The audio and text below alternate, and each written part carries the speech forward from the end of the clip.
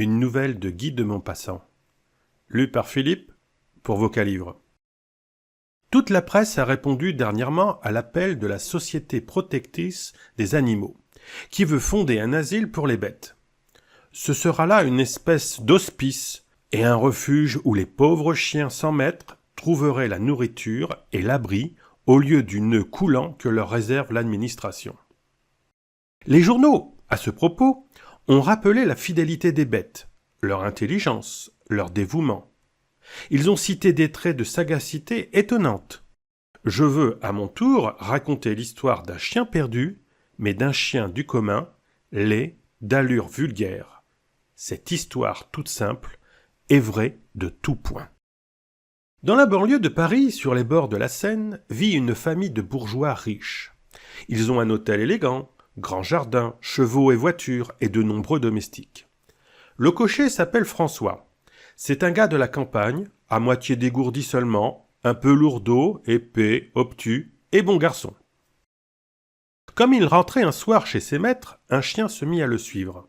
Il n'y prit point garde d'abord, mais l'obstination de la bête à marcher sur ses talons le fit bientôt se retourner. Il regarda s'il connaissait ce chien, mais non, il ne l'avait jamais vu. C'était une chienne d'une maigreur affreuse, avec de grandes mamelles pendantes. Elle trottinait derrière l'homme d'un air lamentable et affamé, la queue serrée entre les pattes, les oreilles collées contre la tête, et quand il s'arrêtait, elle s'arrêtait, repartant quand il repartait. Il voulut chasser ce squelette de bête, et cria « Va-t'en, veux-tu te sauver? Ouh! » Elle s'éloigna de 2 ou 3 pas, et se planta sur son derrière, attendant. Puis dès que le cocher se remit en marche, elle repartit derrière lui. Il fit semblant de ramasser des pierres. L'animal s'enfuit un peu plus loin, avec un grand ballottement de ses mamelles flasques. Puis il revint aussitôt que l'homme eut le dos tourné. Alors le cocher François l'appela. La chienne s'approcha timidement, l'échine pliée comme un cercle et toutes les côtes soulevant la peau. Il caressa ses os saillants et pris de pitié pour cette misère de bête. « Allons, viens !» dit-il. Aussitôt elle remua la queue, se sentant accueillie, adoptée, et au lieu de rester dans les mollets du maître qu'elle avait choisi, elle commença à courir devant lui. Il s'installa sur la paille de l'écurie, puis courut à la cuisine chercher du pain.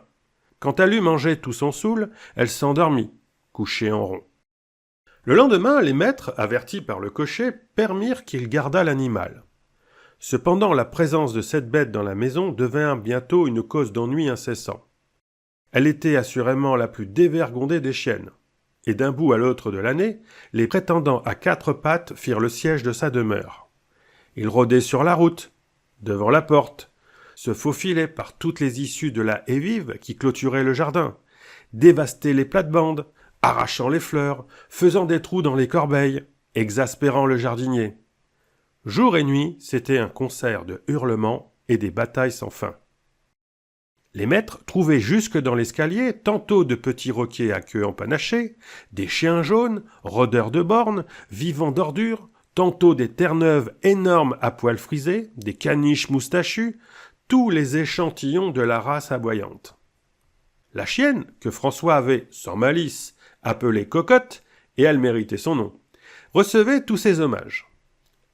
Et elle produisait avec une fécondité vraiment phénoménale des multitudes de petits chiens de toutes les espèces connues. Tous les 4 mois, le cocher allait à la rivière noyer une demi-douzaine d'êtres grouillants, qui piaulaient déjà et ressemblaient à des crapauds.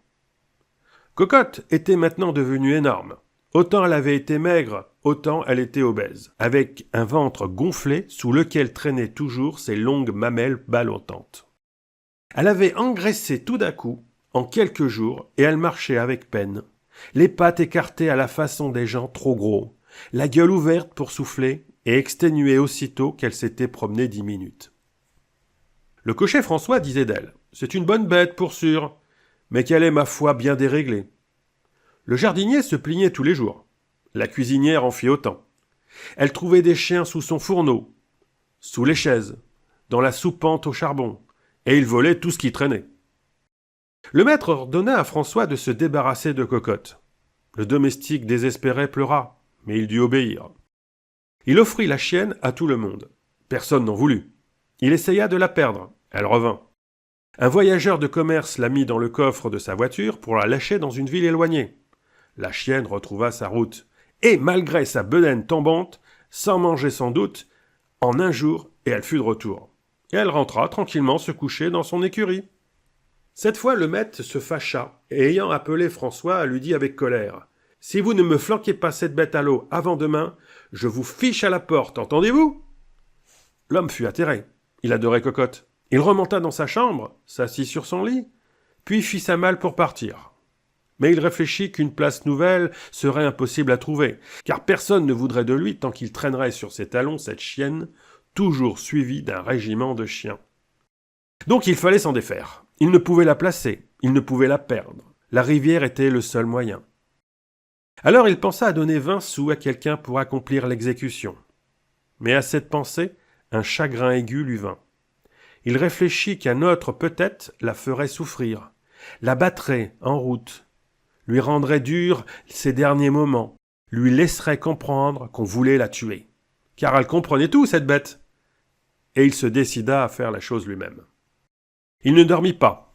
Dès l'aube, il fut debout, et s'emparant d'une forte corde, il alla chercher Cocotte.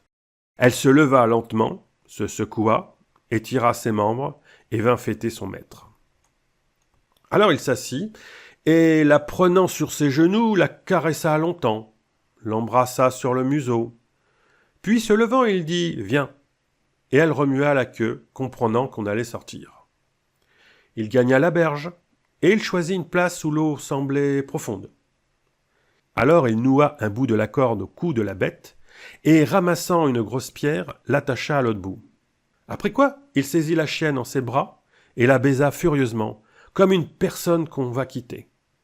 Il la tenait serrée sur sa poitrine, la berçait, et elle se laissait faire, en grognant de satisfaction. 10 fois il voulut la jeter, chaque fois la force lui manqua. Mais tout à coup il se décida, et de toute sa force il la lança le plus loin possible. Elle flotta une seconde, se débattant, essayant de nager comme lorsqu'on la baignait, mais la pierre l'entraînait au fond. Elle eut un regard d'angoisse, et sa tête disparut la première, pendant que ses pattes de derrière, sortant de l'eau, s'agitaient encore. Puis quelques bulles d'air apparurent à la surface. François croyait voir sa chienne se tordant dans la vase du fleuve. Il faillit devenir idiot, et pendant 1 mois il fut malade, hanté par le souvenir de Cocotte, qu'il entendait aboyer sans cesse. Il l'avait noyée vers la fin d'avril, il ne reprit sa tranquillité que longtemps après. Enfin, il n'y pensait plus guère. Quand, vers le milieu de juin, ses maîtres partirent et l'emmenèrent aux environs de Rouen, où il allait passer l'été. Un matin, comme il faisait très chaud, François sortit pour se baigner dans la Seine. Au moment d'entrer dans l'eau, une odeur nauséabonde le fit regarder autour de lui, et il aperçut dans les roseaux une charogne, un corps de chien en putréfaction. Il s'approcha, surpris par la couleur du poil. Une corde pourrie serrait encore son cou. C'était sa chienne, Cocotte, portée par le courant à 60 lieues de Paris. Il restait debout avec de l'eau jusqu'aux genoux, effaré, bouleversé comme devant un miracle, en face d'une apparition vengeresque. Il se rhabilla tout de suite, et pris d'une peur folle, se mit à marcher au hasard devant lui, la tête perdue. Il erra tout le jour ainsi, et le soir venu, demandant sa route, qu'il ne retrouvait pas, jamais, depuis, il n'a osé toucher un chien. Cette histoire n'a qu'un mérite, elle est vraie, entièrement vraie. Sans la rencontre étrange du chien mort au bout de 6 semaines et à 60 lieues plus loin, je ne l'eusse point remarqué, sans doute. Car combien en voit-on tous les jours de ces pauvres bêtes sans abri ?